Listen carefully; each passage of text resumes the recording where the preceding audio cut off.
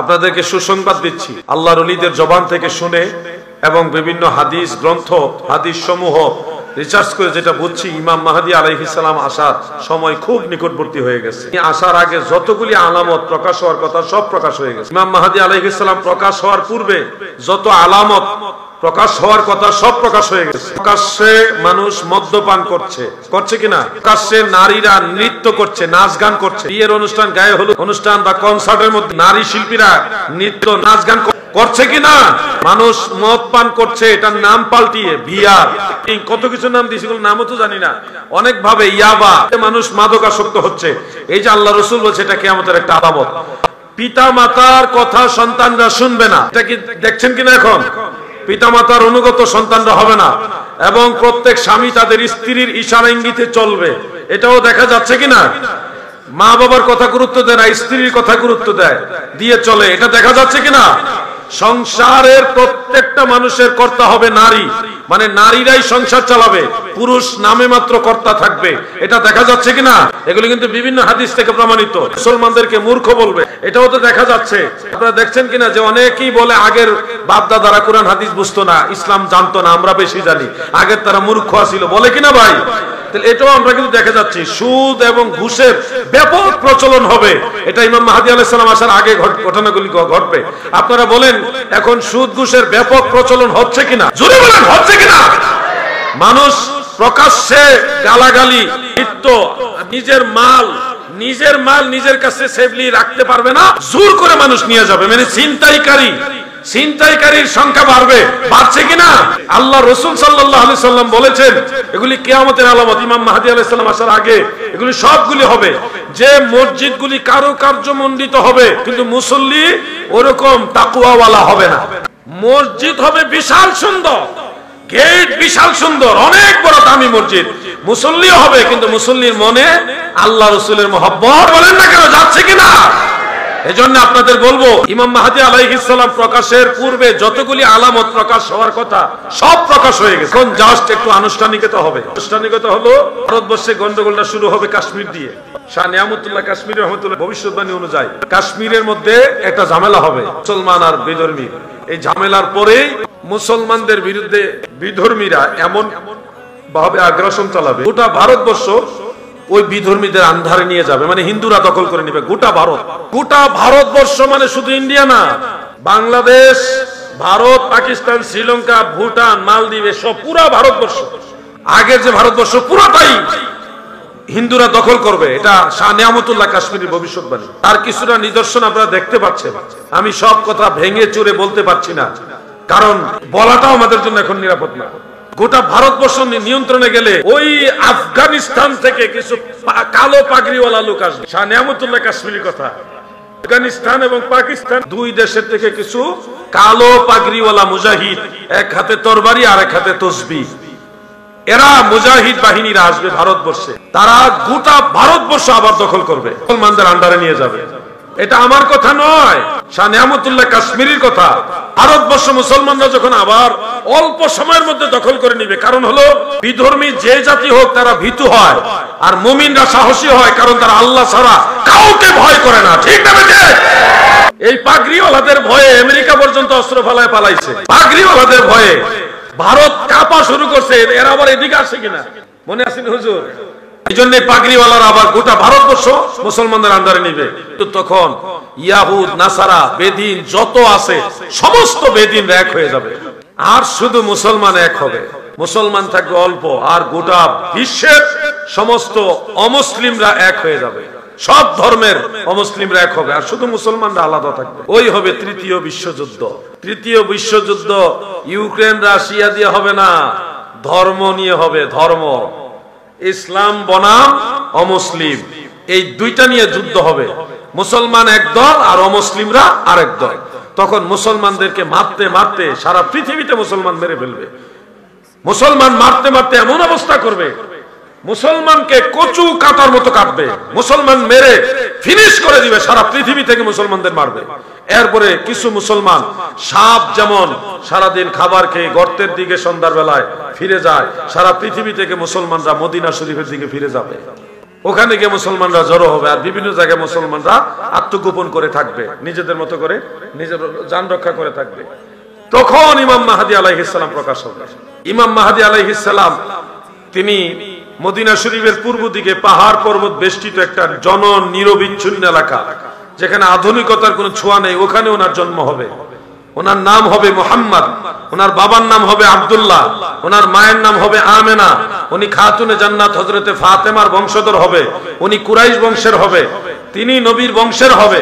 তিনি 40 বছর বয়স পর্যন্ত কোন কলেজ ইউনিভার্সিটিতে পড়বে না, কোন পিএইচডি ডিগ্রি ওনার থাকবে না, কোন ডক্টরেট ডিগ্রি ওনার থাকবে না, উনি সাধারণ একজন মানুষ হবে। ওনার 40 বছর বয়স পর্যন্ত পেশা হবে ভেড়া বকরির রাখাল, উটের রাখাল। এরপরে ওই 40 বছর বয়স উনি যাবে হজের কাজ সম্পাদনের জন্য, কাবা ঘর তাওয়াফ করবে, আর কাবা ঘরে অবস্থানরত আল্লাহর ওলিরা ওনার আলামত দেখে চিনে ফেলবে। ওনাকে চিনার অনেকগুলি আলামত আছে। ওনার চোখের ব্রুগুলো অনেক সুন্দর হবে, দুই চোখের ব্রুয়ের মাঝখানে চিকন একটা রেখা দিয়ে এইভাবে মিল থাকবে। ওনার হাতগুলি তুলনামূলক বেশি লম্বা হবে, আঙ্গুলগুলি অনেক লম্বা হবে। ওনার কাঁধ খুব এরকম উঁচা এবং তীক্ষ্ণ হবে, সিনা খুব প্রশস্ত হবে। উনি যেখানে দাঁড়াবে সবার চেয়ে ওনাকে বেশি লম্বা দেখা যাবে। উনি খুব দ্রুত হাঁটতে পারবে। উনি কথা বলার সময় তুতলায় কথা বলবে, এবং তুতলামো আসলে ওনার উরুতে এভাবে আঘাত করবে। কেন তুতলামো আসে? এই অভ্যাসগুলো ওনার আছে। আরো কিছু আলামত আছে। এই অভ্যাসগুলো দেখে আল্লাহর আউলিয়ারা, কাবা ঘরে আউলিয়ারা ওনাকে দেখে চিনে ফেলবে এবং ওনাকে বলবে আনতা মাহদী, আপনি কি মাহদী? উনি বলবে আনা মুহাম্মদ ইবনে আব্দুল্লাহ, আমি আব্দুল্লাহ ছেলে মুহাম্মদ। উনি নিজের থেকে কখনই মাহদী বলে স্বীকার করবে না। কিন্তু আবু দাউদ শরীফ উল্লেখ, আকাশ থেকে গায়েবী আওয়াজ হবে, হাযা খলিফাতুল্লাহিল মাহদী ফাসতামিউহু ওয়াতিউহু। সে জমিন আল্লাহর খলিফা, তোমরা তার কথা শুনো, তার আনুগত্য করো। আল্লাহ যখন এই গায়েবী আওয়াজ দিবে, তখনই মানুষ দলে দলে ওনার কাছে বায়াত গ্রহণ করবে, মুরিদ হবে। এমনকি নবীজি বলেছেন, তোমরা যদি বরফের উপর দিয়ে হামাগুড়ি দিয়েও আসতে হয়, তারপরও হামাগুড়ি দিয়ে এসে মাহদী আলাইহিস সালামের কাছে বায়াত গ্রহণ করবে। সুবহানাল্লাহ বলে। সেই সময়টা খুব কাছাকাছি। ওই সময় দাজ্জালও আসবে, দাজ্জাল প্রকাশ হবে। দাজ্জাল ইহুদি এবং নারী দুই জাতিকে নিয়ে বিশাল বাহিনী গঠন করবে। 40 দিনে সারা পৃথিবীর মানুষকে তার দলে নিয়ে যাবে। 40 দিনে মাত্র। কেমনে দলে নিবে? দাজ্জাল মরা মানুষকে ডাক দিলে জিন্দা হয়ে যাবে। আপনাদের সামনে যদি একটা মরা মানুষকে কেটে টুকরা টুকরা করে আবার জীবিত করে, দাজ্জাল এসে দ্বিতীয়ত যে শরীর পচে গেছে রোগে, কুষ্ঠরোগ হয়েছে, এরকম বসন্ত রোগী সারা শরীর পচে গেছে, দাজ্জাল ছুঁইলে তার শরীর মুহূর্তের মধ্যে ভালো হয়ে যাবে। এই দৃশ্য দেখলে তো আপনারাই চেঞ্জ হয়ে যাবে। দাজ্জাল এমন ভয়ঙ্কর ফিতনা, কেউ যদি দাজ্জালকে মানে, তাহলে দাজ্জাল তার বাড়ির উঠানের নিচ থেকে স্বর্ণ, রূপা, হীরা, ডায়মন্ড এগুলি বের করে তাকে দিয়ে দিবে, নাও তুমি নিয়ে এগুলি চলো। আপনাকে যদি 10 কেজি স্বর্ণ দেয় আর 1 কেজি ডায়মন্ড দেয়, তাহলে আপনি তো দাজ্জালের দলে যাওয়ার সম্ভাবনা আছে। সম্ভাবনা আছে কিনা ভাই? অবস্থা তো খারাপ। আমরা তো লোভী। দাজ্জালে সেটা করবে। আপনার জমিতে ফসল হয় না, দাজ্জাল যদি ক্ষেতের জমির কিনারে দাঁড়ায় বলে, এ জমি তুমি ভালো ফসল দিবে, রাতারাতি এই জমিনে ভালো ফসল হয়ে যাবে। এই দৃশ্য দেখলে তো যে কোনো কৃষক দাজ্জালের কাছে মুরিদ হয়ে যাবে। বৃষ্টি হয় না এমন এলাকায় যাবে দাজ্জাল, গিয়ে আকাশে ইশারা দিবে, বৃষ্টি এখনই নাজিল হোক। মুহূর্তের মধ্যে মেঘ জমা হয়ে বৃষ্টি নামবে। এই দৃশ্য দেখলে তো আপনারা বলবেন দাজ্জাল নিঃসন্দেহে বড় ওলি। এই ঘটনাগুলি ঘটাবে সে। জন্ম থেকে অন্ধ, তার চোখে হাত মাসেও করে দাজ্জাল চোখ ভালো করে ফেলবে। এই ধরনের দৃশ্য দেখে বেশিরভাগ মহিলা দাজ্জালের দলে যাবে। মহিলারা বেশি চলে যাবে দাজ্জালের দলে, কিছু মহিলা ছাড়া। আর অধিকাংশ মানুষ, পৃথিবীর অধিকাংশ মানুষ দাজ্জালের দলে থাকবে। অল্প সময় সারা পৃথিবী তার হাতে নিয়ে যাবে। ইহুদিদের নিয়ে সে বড় বাহিনী তৈরি করবে, আর এদিকে ইমাম মাহদী আলাইহিস সালাম ক্ষুদ্র ক্ষুদ্র যুদ্ধ করবে। আল্লাহর সাহায্য নিয়ে তিনি যুদ্ধ করে মুসলমানদের এরিয়াগুলি কন্ট্রোল করবেন। এবং ইমাম মাহদী আলাইহিস সালামের বিরুদ্ধে যারা যুদ্ধ করতে যাবে, তাদেরকে আল্লাহ ভূমিধস দিয়ে ধ্বংস করে দিবে, মাটির নিচে চাপা দিয়ে দিবে, জিন্দা দাফন করে ফেলবে। এভাবে অনেকগুলি যুদ্ধ হবে। এরপর ঈসা আলাইহিস সালাম জমিনে নামবেন। দামেস্কের মসজিদে বাইদার ছাদে, কোন কোন বর্ণনা আছে মসজিদুল আকসার ছাদের উপরে ওনাকে নামানো হবে। ওখান থেকে উনি হজে আসবেন, মদিনা মুনাওয়ারায় রওজা মুবারক জিয়ারত করবেন, আল্লাহ রাসূলকে সালাম দিবেন। রওজা মুবারকের ভিতর থেকে নবীজি হযরত ঈসা আলাইহিস সালামের সালামের জবাব দিবেন। সুবহানাল্লাহ। ইমাম মাহদী আলাইহিস সালামের কাছে গিয়ে ওনার পিছনে নামাজ পড়বেন। ওনার কাছে বায়াত গ্রহণ করবেন। ঈসা নবী বায়াত হবে ইমাম মাহদী আলাইহিস সালামের কাছে, বায়াত গ্রহণ করবেন। এরপর ঈসা নবী সমস্ত মুসলমানদের নিয়ে আবার যুদ্ধ শুরু করবে, দাজ্জালের বিরুদ্ধে লড়াই। দাজ্জালকে পৃথিবীর কেউ ধ্বংস করতে পারবে না, শুধুমাত্র হযরত ঈসা আলাইহিস সালাম ব্যতীত। কারণ ঈসা নবীর নাকের নিঃশ্বাসের মাঝে দাজ্জালকে ধ্বংস করার মেডিসিন আল্লাহ দিয়ে রাখছে। ওই নিঃশ্বাস লাগার সাথে সাথে দাজ্জাল মারা যাবে। ঈসা আলাইহিস সালাম তখন মক্কা মুকাররমা মদিনা মুনাওয়ারা থেকে রওনা দিবে ফিলিস্তিনের উদ্দেশ্যে, মসজিদুল আকসা বাইতুল মুকাদ্দাসের দিকে রওনা দিবে।